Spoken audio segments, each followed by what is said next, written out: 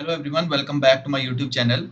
Organic reaction mechanism का आज ये तीसरा लेक्चर है और आज मैं आपके साथ डिस्कस करूंगा काइनेटिक्स पार्ट। मेरी लास्ट दो वीडियो में मैंने आपके साथ डिस्कस किया था थर्मोडायनेमिक पार्ट। तो यहाँ पे मैंने आपके साथ डिस्कस किया था इंथैल्पी ऑफ रिएक्शन के बारे में और एंट्रोपी ऑफ रिएक्शन के बारे में और डेल्टा जी के बारे में। और मैंने आपको बताया था कि जो एंट्रोपी और गिव्स फ्री एनर्जी है, ये क्या होते हैं, किसी भी रिएक्शन को डिफाइन करने के लिए क्या होता है, आपका अल्टीमेट टर्म होता है। डेल्टा एस अगर टोटल आपका ग्रेटर देन जीरो है और डेल्टा जी अगर लेस देन जीरो है, इस कंडीशन में हम लोग बोलते हैं कि रिएक्शन विल बी स्पॉन्टेनियस। ये 100% ट्रू है। जब भी आपका ये दो कंडीशंस होंगी वहां पे हम लोग बोलेंगे रिएक्शन क्या होगी, स्पॉन्टेनियस होगी। अदरवाइज क्या होगी, आपका नॉन स्पॉन्टेनियस होगी। जैसे एक छोटा सा एग्जांपल लेते हैं, आपका ये रिएक्शन है 4+2 एडिशन रिएक्शन। तो इसमें क्या हो रहा है, आपका ये इलेक्ट्रॉन इस तरह से ट्रांसफर होंगे और ये आपका प्रोडक्ट फॉर्म हो रहा है। इस रिएक्शन में आप देखेंगे तो आपके पास इनिशियल में दो मॉलिक्यूल्स हैं और एक मॉलिक्यूल में कन्वर्ट हो रहे हैं। अगर आप एंट्रोपी की बात करेंगे तो सिस्टम एंट्रोपी क्या हो रही है, आपकी डिक्रीज कर रही है। तो सिस्टम एंट्रोपी आपका क्या है, नेगेटिव में। आप मैंने आपको बताया अल्टीमेट टर्म जो है वो आपका डेल्टा एस टोटल है या डेल्टा जी। अगर डेल्टा एस टोटल की बात करेंगे तो यहाँ पे बात होगी डेल्टा एस सिस्टम की और डेल्टा एस सराउंडिंग की। अभी मैंने आपको बताया कि जो डेल्टा एस सिस्टम है ये क्या आपका नेगेटिव है। तो इस रिएक्शन की स्पॉन्टेनिटी को डिफाइन करने के लिए हमें क्या भी डिफाइन करना होगा, डेल्टा एस सराउंडिंग। और मैंने उस दिन आपको बताया था कि जो डेल्टा एस सराउंडिंग है वो क्या होता है, आपका negative minus delta H by T. तो जो ये डेल्टा एस टोटल है ये डिपेंड करेगा किस पे, डेल्टा एच पे। तो ये तो ऑलरेडी नेगेटिव है, तो डेल्टा एस टोटल केवल एक ही कंडीशन में पॉजिटिव होगा, जब आपका डेल्टा एच क्या हो, आपका नेगेटिव हो और क्या करे, आपका ये टर्म डोमिनेट करे। तभी हमारा टर्म जो डेल्टा एस टोटल है वो क्या आएगा, आपका ग्रेटर देन जीरो आएगा। डेल्टा जी इक्वल टू हम लोग डिफाइन करते हैं delta H of system minus T delta S of system. तो ये तो ऑलरेडी नेगेटिव है, तो ये टर्म टोटल क्या आपका पॉजिटिव। तो डेल्टा जी को लेस देन जीरो होने के लिए केवल एक ही कंडीशन है, जब आपका क्या होगा, डेल्टा एच ऑफ सिस्टम क्या होगा, आपका नेगेटिव होगा। अब हम लोग देखते हैं whether delta H of system will be negative और पॉजिटिव। तो यहाँ पे आप देख सकते हैं क्या क्या कंडीशन है रिएक्शन होने में। यहाँ पे आपका सिग्मा बॉन्ड है, ये दूसरी सिग्मा बॉन्ड, ये तीसरे सिग्मा बॉन्ड और चौथे सिग्मा। यहाँ पे आपके पास चार सिग्मा बॉन्ड है और ये पाई बॉन्ड, ये पाई बॉन्ड और ये पाई बॉन्ड, तीन पाई बॉन्ड है। टोटल आप देखेंगे चार सिग्मा बॉन्ड और तीन पाई बॉन्ड है। प्रोडक्ट में आप देखिए एक दो तीन चार पांच और छह, छह सिग्मा बॉन्ड है और एक पाई बॉन्ड है। दो पाई बॉन्ड ब्रेक हो रही है और दो नई सिग्मा बॉन्ड फॉर्म हो रही है। तो आप जानते होंगे कि जो सिग्मा बॉन्ड है उसमें क्या होता है, आपका ज्यादा ओवरलैपिंग होती है कंपेयर टू किसके, पाई बॉन्ड के, या हम लोग बोल सकते हैं sigma bond is more stronger compare to pi bond. तो इस केस में क्या होगा, आपका जो एनर्जी होगी सिस्टम की वो क्या करेगी, डिक्रीज करेगी, या बोल सकते हैं रिएक्शन क्या होगी, एक्जोथर्मिक होगी। जो ये रिएक्शन है इसको ओवरऑल डिफाइन किया जाता है डेल्टा एच ऑफ सिस्टम के बेसिस पे। आप देख रहे हैं डेल्टा एच ऑफ सिस्टम क्या आपका नेगेटिव है। अगर ये रिएक्शन हम लोग बोल रहे हैं स्पॉन्टेनियस है, बेसिस केवल और केवल किसके बेसिस पे हम लोग डिफाइन कर सकते हैं इसको, डेल्टा एच ऑफ सिस्टम के बेसिस पे हम लोग इसको डिफाइन कर सकते हैं।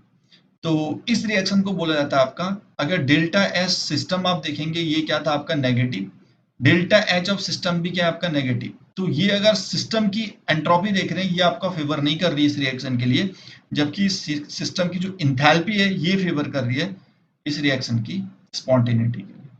तो कई बार ये एग्जाम में पूछा जाता है आपका, whether this reaction is energetically favourable और एंट्रोपिकली फेवरेबल। तो ये सिस्टम के रिस्पेक्ट में पूछ रहा है, तो सिस्टम के रिस्पेक्ट में आप देख रहे हैं ये किस क्या है, आपका एनर्जेटिकली फेवरेबल है, जबकि एंट्रोपिकली ये फेवरेबल नहीं है।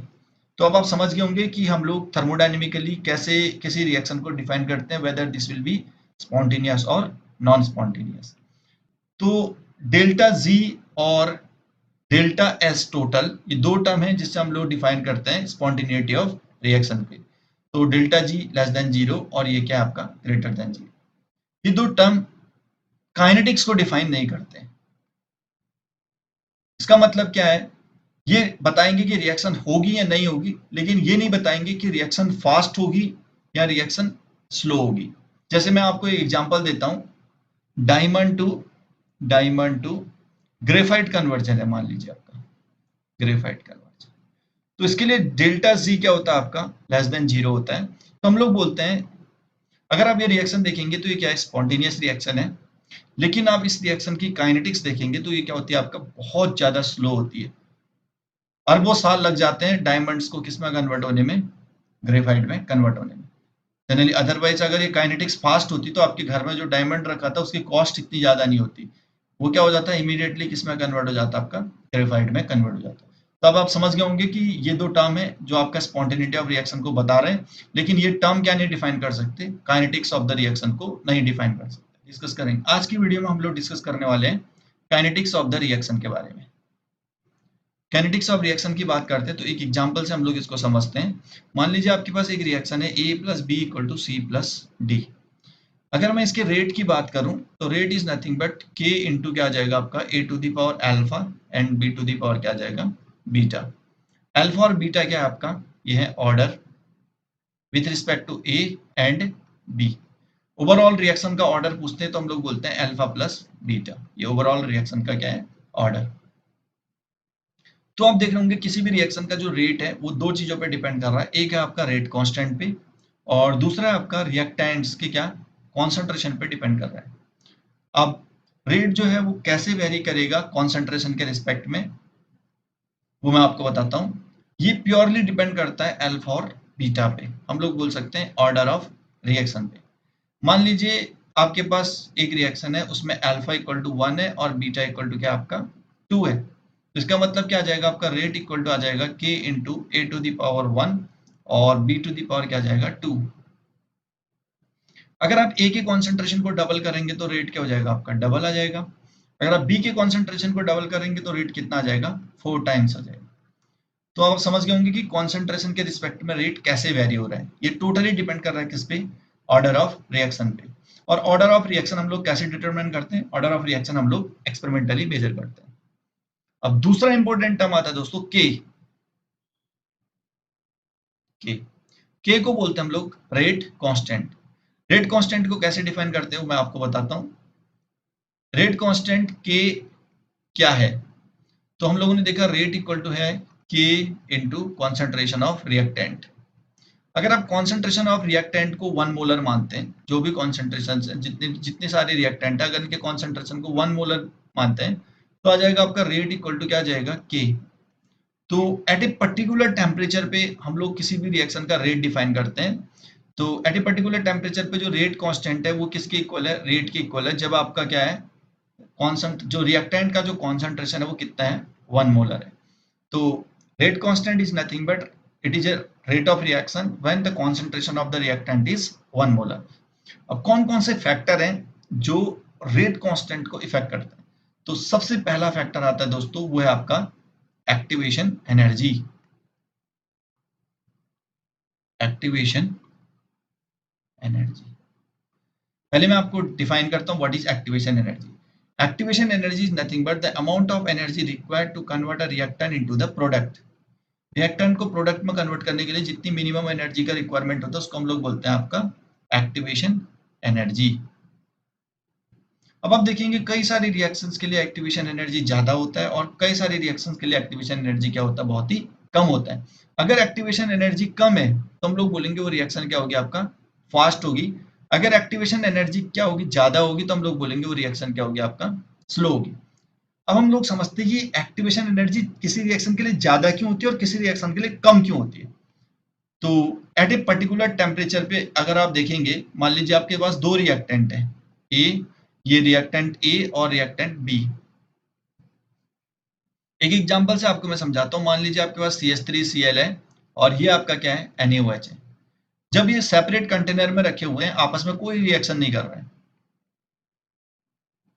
देखिए आप अगर 100 ऑफ ईयर्स भी अगर रखेंगे, अगर आपका केमिकल है स्टोर करके रख रहे हैं, तो आपका यहाँ अभी भी NaOH मिलेगा और यहाँ पे आपका क्या मिलेगा, CH3Cl मिलेगा।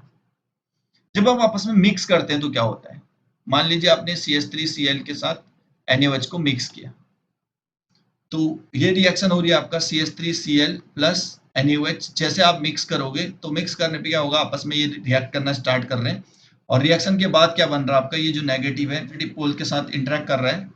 तो इंटरेक्शन के बाद क्या होता है आपका, ये बॉन्ड यहाँ से क्या होती है, ब्रेक होती है। तो एक नया बॉन्ड फॉर्म हो रहा है आपका इस तरह से, और ये बॉन्ड ब्रेक हो रहा है, तो Cl नेगेटिव और हम लोग बोल सकते हैं Na बॉन्ड। ये रिएक्शन हो रही है, ये नया प्रोडक्ट फॉर्म हो रहा है। तो हो क्या रहा है ओवरऑल रिएक्शन में, ये एक्टिवेशन एनर्जी आती कहाँ से, वो आपको डिफाइन करता हूँ। मान लीजिए आपके पास ये मॉलिक्यूल है दोस्तों, ये मॉलिक्यूल क्या होगा आपका, चारों तरफ से इसमें क्या होंगे, एक तरह से इलेक्ट्रॉन क्लाउड होगा। इसी तरह से ये दूसरा मॉलिक्यूल है, इसके चारों तरफ भी क्या आपका इलेक्ट्रॉन्स का क्लाउड है। हो क्या रहा है, ये नेगेटिव क्या कर रहा है, इसके पॉजिटिव डाइपोल के साथ क्या कर रहा है, इंटरेक्ट कर रहा है। तो जब ये आपस में क्लोज आएंगे तो क्या होगा, आपका ये जो इलेक्ट्रॉन इलेक्ट्रॉन है, ये क्या आपस में क्या करेंगे, रिपेल करेंगे।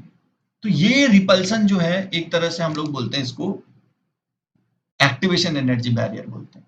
अगर ये रिपल्सन ज्यादा है ओवर दी अट्रैक्शन, अट्रैक्शन किसकी वजह से हो रहा है, आप देख सकते हैं इसमें, यहाँ पे जो अट्रैक्शन की पॉसिबिलिटी है, जब मॉलिक्यूल आपस में कोलाइड करेंगे या जब मॉलिक्यूल आपस में मिलेंगे तो अट्रैक्शन के चांसेस कब कब है, in the case of charge.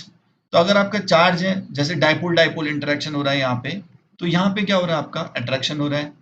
और दूसरा चांस क्या हो सकता है आपका, अगर मान लीजिए न्यूट्रल मॉलिक्यूल है, तो वहां पे हम लोग बात करते हैं ऑर्बिटल ओवरलैप्स की, ऑर्बिटल ओवरलैप्स की। तो ये दो चीजें क्या कर रही हैं आपका, ये दो चीजें एक दूसरे के मॉलिक्यूल्स को क्या कर रही हैं, कोलाइड करा रही हैं और रिएक्शन करा रही हैं। और ये जो इलेक्ट्रॉन इलेक्ट्रॉन रिपल्सन है, ये क्या कर रहा है, आपका बैरियर प्रोवाइड कर रहा है। अब देखिए आपका, अगर ये चार्ज डाइपोल की वजह से अट्रैक्शन ज्यादा हो रहा है compare two electron electron repulsion के, तो हम लोग बोलते हैं उसके लिए क्या होगा आपका, ये बैरियर क्या होगा, कम होगा। अगर ये इलेक्ट्रॉन इलेक्ट्रॉन रिपल्सन इतना ज्यादा डोमिनेट कर रहा है कि ये जो चार्ज आपस में जिसकी वजह से क्या होना है, आपका मॉलिक्यूल्स को इंटरेक्ट करना है, अगर ये क्या कर रहा है, इलेक्ट्रॉन इलेक्ट्रॉन रिपल्सन डोमिनेट कर रहे हैं, तो हम लोग बोलते हैं कि उस केस में क्या होगा आपका, ये जो बैरियर होगा ये क्या होगा, ज्यादा होगा एक्टिवेशन एनर्जी। अब आप समझ गए होंगे कि जो एक्टिवेशन बैरियर आ रहा है वो किसकी वजह से आ रहा है, इलेक्ट्रॉन इलेक्ट्रॉन रिपल्सन की वजह से। मान लीजिए आपके पास दो मॉलिक्यूल हैं ए और बी, इसके बीच में जो बॉन्ड है वो बहुत ही स्ट्रांग है, बी के बीच में भी बॉन्ड बहुत ही स्ट्रांग है, और इनके बीच में कोई चार्ज नहीं है। तो ये क्या होगा, ये जब आपस में कोलाइड भी करेंगे तो ये क्या नहीं कर पाएंगे, जो इलेक्ट्रॉन इलेक्ट्रॉन का जो रिपल्सन बैरियर है उसको क्रॉस नहीं कर पाएंगे। तो हम लोग बोलेंगे इस रिएक्शन के लिए क्या होगा, एक्टिवेशन एनर्जी ज्यादा होगी। तो अब समझ में आ गया होगा कि व्हाट इज एक्टिवेशन एनर्जी। तो हो क्या रहा है, जब ये मॉलिक्यूल आपस में मिक्स कर रहे हैं तो मॉलिक्यूल आपस में कोलाइड कर रहे हैं, तो कोलाइड करने पे क्या होता है आपका, ये मॉलिक्यूल्स की जो एनर्जी है वो क्या होगा आपका, डिस्ट्रीब्यूट होती है। तो ये आप देख सकते हैं किस तरह से एनर्जी है और मॉलिक्यूल किस तरह से डिस्ट्रीब्यूटेड है। तो इस ग्राफ से आप समझ सकते हैं ये आपका एनर्जी है, ये एनर्जी वो है जो मॉलिक्यूल्स के पास है जिनकी एनर्जी क्या है, आपका एक्टिवेशन बैरियर से ज्यादा है। तो ये मॉलिक्यूल क्या हो पाएंगे, आपके प्रोडक्ट में कन्वर्ट हो जाएंगे। लेकिन ये इतने सारे और भी मॉलिक्यूल हैं जो किस में कन्वर्ट नहीं हो रहे हैं, आपका प्रोडक्ट में कन्वर्ट नहीं हो पा रहे हैं एट ए पर्टिकुलर टेम्परेचर पे। तो हम लोग देखेंगे कि कैसे टेम्परेचर का इफेक्ट होता है जिसकी वजह से हमारा क्या होता है, आपका रिएक्शन रेट इंक्रीज करता है। जैसे हम लोग टेम्परेचर राइज करते हैं तो क्या हो रहा है आपका, जो ये number of molecules corresponding to average energy बोल सकते हैं आप, ये क्या कर रहे हैं, आपका डिक्रीज कर रहे हैं। लेकिन क्या हो रहा है, आपका एनर्जी क्या हो रही है, देखिए करस्पॉन्डिंग एवरेज एनर्जी क्या हो रही है, जैसे जैसे हम लोग टेम्परेचर राइज कर रहे हैं तो एवरेज एनर्जी इंक्रीज हो रही है। और एक और इंपॉर्टेंट पॉइंट आप देख सकते हैं, टोटल मॉलिक्यूल अभी भी क्या रहेंगे, आपका सेम रहेंगे। Total molecule means area under the curve. तो यहां से आप समझ सकते हैं जैसे हम लोग टेम्परेचर राइज कर रहे हैं तो क्या हो रहा है आपका, जो ये मॉलिक्यूल्स थे जो एक्टिवेशन बैरियर को पार कर रहे थे, अब ये देख सकते हैं आप एरिया, एरिया क्या हो रहा है, ऑलमोस्ट 2 to 3 टाइम्स इंक्रीज होता है जब आप क्या करते हैं 10 डिग्री सेल्सियस आप क्या करते हैं, राइज करते हैं। तो ये क्वेश्चन कई बार पूछा जाता है कि what is the effect of temperature on the rate of reaction. तो ये है आपका दोस्तों टेम्परेचर इफेक्ट।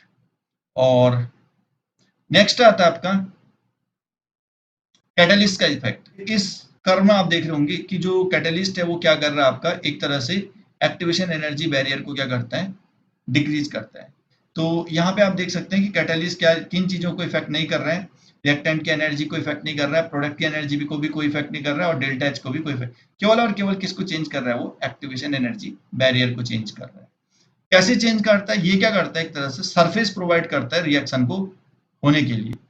और ये एक एग्जांपल है दोस्तों जहां पे हम लोग देखते हैं इफेक्ट ऑफ एंजाइम। शुगर से क्या होता है, जब आप बियर प्रोड्यूस करते हैं तो यहाँ पे एक आपके क्या होता है, काफी ज्यादा एक्टिवेशन बैरियर रहता है।